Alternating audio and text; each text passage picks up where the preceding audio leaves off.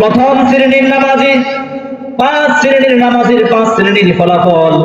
প্রথম শ্রেণীর নামাজি হচ্ছে জোহর পড়ছে, আসর পড়ছে, এশার পড়ছে, মাগরিব পড়ছে, ফজর পড়ে নাই, অথবা দিনের 3 ওয়াক্ত পড়ছে, 2 ওয়াক্ত পড়ে নাই, 4 ওয়াক্ত পড়ছে, 1 ওয়াক্ত পড়ে নাই, পুরা নামাজটাই পড়ছে, ফজরের শীতের কারণে উঠতে পারে নাই, আসর নাই, 3 ওয়াক্ত পড়ছে, এশার আর ফজর পড়ে নাই। আবার এমন মুসল্লি সারা সপ্তাহে পড়ে নাই, শুক্রবার জুমার নামাজটা পড়ছে। আবার এমন মুসল্লি যে পুরা সপ্তাহ দূরের কথা মাসেও পড়ে না, 2 ঈদে শুধু রোজার ঈদ আর কুরবানি ঈদের নামাজটা পড়ে।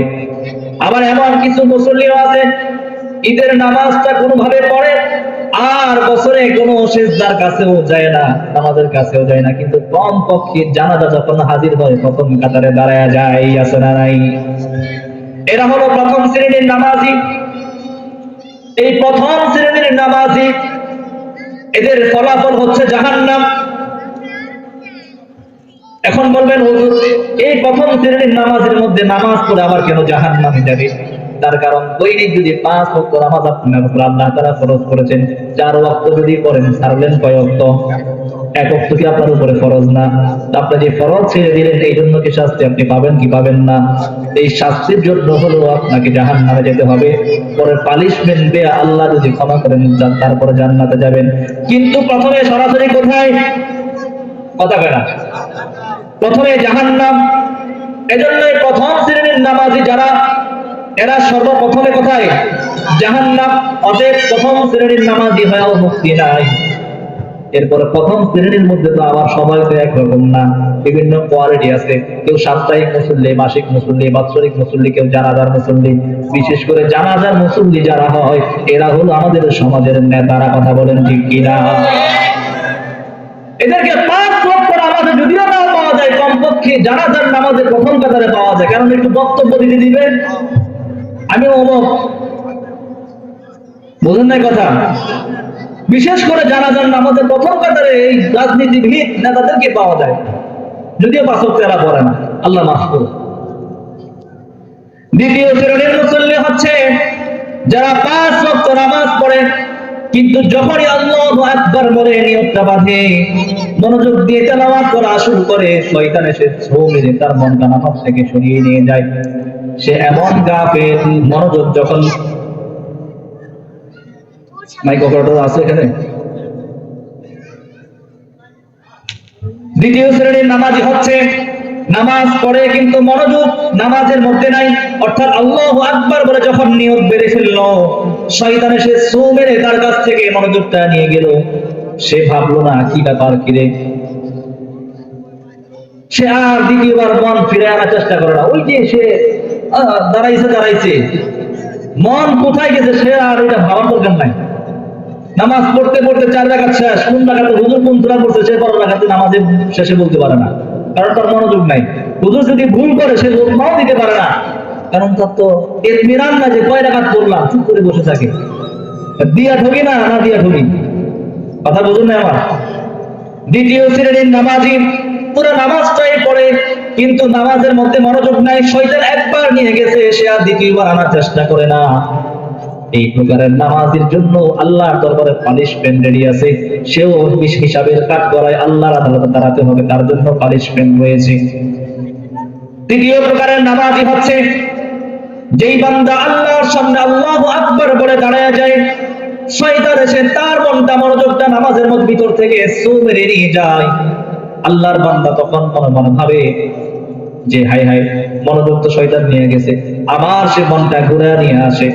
আবার শয়তান মন নিয়ে যায়, আল্লাহর বান্দা আবার মনটা ঘুরে নিয়ে আসে। এইভাবে শয়তানের সাথে কারাকারি চলে। একবার শয়তান মন নিয়ে যায়, সে আবার মনটা ঘুরে নিয়ে আসে। শয়তান মন নিয়ে যায়, আবার মনটা ঘুরে নিয়ে আসে। তার কারণ হচ্ছে রাসূল করিম সাল্লাল্লাহু আলাইহি ওয়াসাল্লাম সাহাবায়ে কেরামদেরকে বলছেন, সমস্যা দেখে ভাই,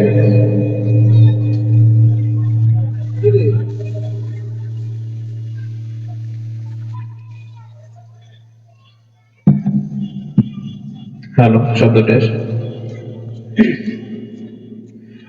রাসূল করিম সাল্লাল্লাহু আলাইহি ওয়াসাল্লাম সাহাবায়ে কেরামদেরকে বলছেন, তোমরা ইবাদতের মধ্যে ইহসান তৈরি করো। সাহাবায়ে কেরাম প্রশ্ন করলেন, ইয়া রাসূলুল্লাহ, ইহসান কিভাবে তৈরি করব? আল্লাহর নবী বলেন, সাহাবায়ে কেরাম তোমরা এমন ভাবে ইবাদত করো, এমন ভাবে নামাজ পড়ো যেন তুমি আল্লাহকে দেখতেছো। সাহাবায়ে কেরাম বললেন, ইয়া রাসূলুল্লাহ, আল্লাহকে দেখার মতো এমন যোগ্যতা, এমন যোগ্য সবার হয় নাই। নবী আলাইহিস সালাম বললেন, সাহাবায়ে কেরাম যদি তুমি এমন যোগ্যতাশীল না হতে পারো, তাহলে তুমি মনে মনে ধারণা করো তুমি তোমার রবকে না দেখলেও তোমার রব কিন্তু তোমাকে দেখে। আনতা আবুদাল্লাহা কাআন্নাকা তারাহু ফাইন লাম তাকুন তারাহু ফাইন্নাহু ইয়ারাক। তুমি যদি আল্লাহকে না দেখো, তোমার রব কিন্তু তোমাকে দেখতেছে। তৃতীয় প্রকারের নামাজি এই কথাটাই ভাবতেছিল নামাজের মধ্যে দাঁড়ায়া, যে হারে আমার মনোযোগ তো শয়তান নিয়ে গেছে, কিন্তু আল্লাহর সামনে দাঁড়াইতেছি, মনোযোগ তো এখানে নাই। আল্লাহর ভয়ে মনটা শয়তান থেকে আবার টেনে নিয়ে আসে। শয়তান আবার যখন মনটা নিয়ে যায়, আল্লাহর বান্দা নামাজি আবার শয়তান থেকে মন নিয়ে আসে। এইভাবে যখন তার সাথে শয়তানের সাথে মন নিয়ে কারাকারি চলে, টানাটানি চলে, এক পর্যায়ে শয়তান তাকে ছেড়ে চলে যায়, তার উপরে তিক্ত হয়ে যায়। শয়তান ভাবে, কিরে ওরে যতবার নিয়ে যাই ততবার মনোযোগ নিয়ে আসে, আল্লাহ তাকে মাফ করে দেয়।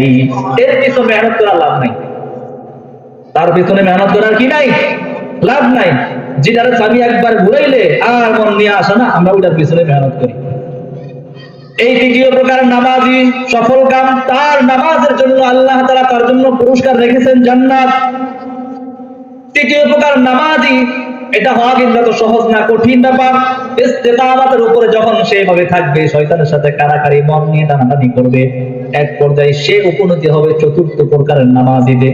অর্থাৎ সে এইভাবে করতে করতে, নামাজ পড়তে পড়তে এক পর্যায়ে এমন হবে, শুরু থেকে শেষ পর্যন্ত একবারের জন্য তার মনোযোগ নামাজ থেকে সরবে না।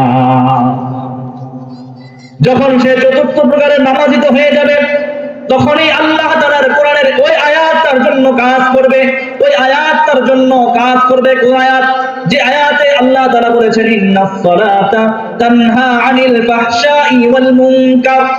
এই চতুর্থ প্রকার নামাজি না হওয়া পর্যন্ত, তৃতীয় প্রকার নামাজি না হওয়া পর্যন্ত এই আয়াতের মর্ম সে বুঝবে না, আপনারাও বুঝবেন না। এজন্যই তো যখন হুজুররা বয়ান বলে ইন্নাস সালাতা তানহা আনিল ফাহশাই ওয়াল মুনকার, যে নামাজ মানুষকে সমস্ত খারাপ কাজ থেকে, গুনার কাজ থেকে দূরে রাখে। এখন বলেন হুজুর, আমরা তো দেখি মসজিদের প্রথম কাতারে নামাজ পড়ে, আবার দেখি সুদের বেলায় প্রথম কাতারে আছে না নাই?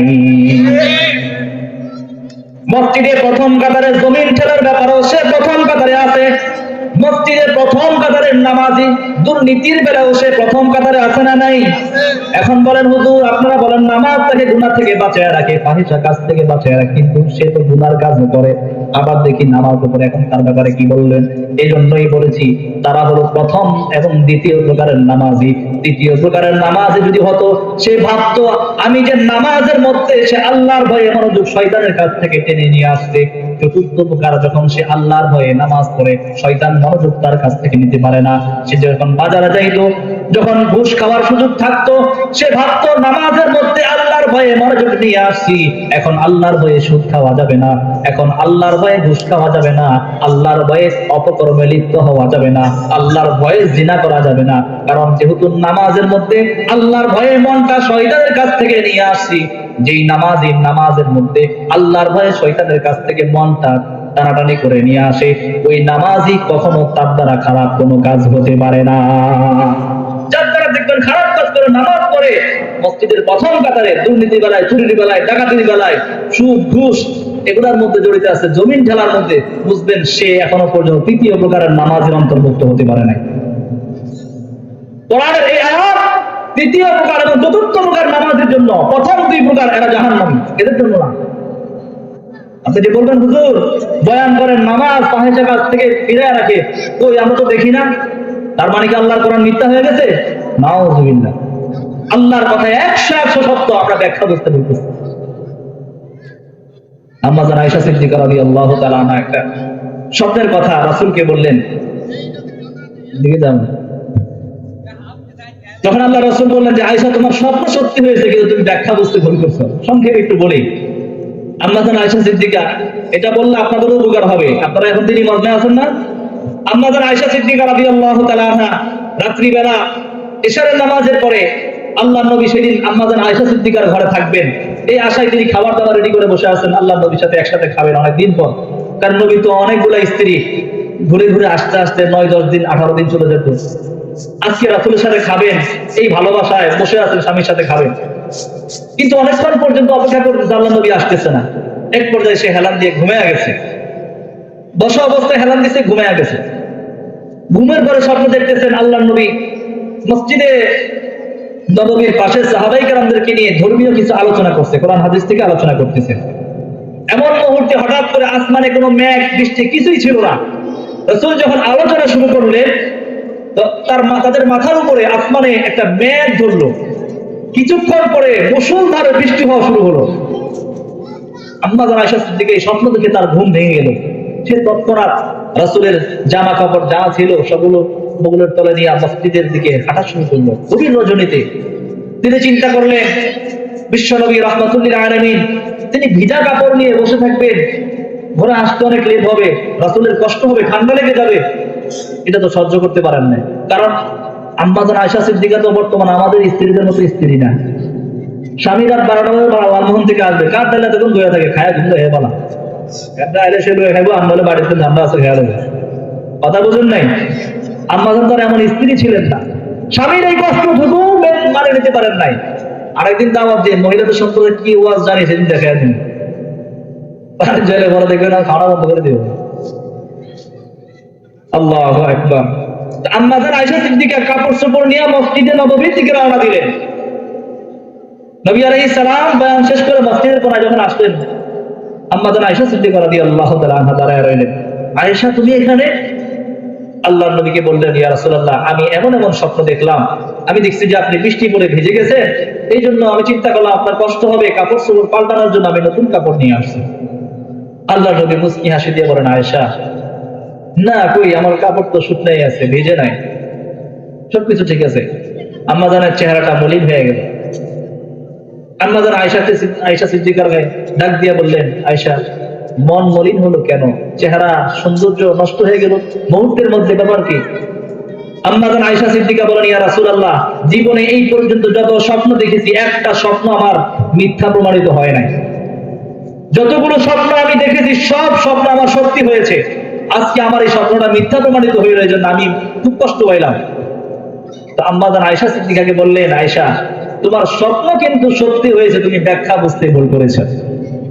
যে কথাটা আপনাদেরকে এখন বললাম, আম্মা জান আয়েশাকে কি বললেন যে তুমি স্বপ্ন সত্যই দেখেছো কিন্তু ব্যাখ্যা বুঝতে ভুল করেছো। তখন আম্মা জান খুশি হয়ে গেলেন, বললেন, ইয়া রাসূলুল্লাহ তাহলে ব্যাখ্যাটা আমাকে বুঝিয়ে দিন।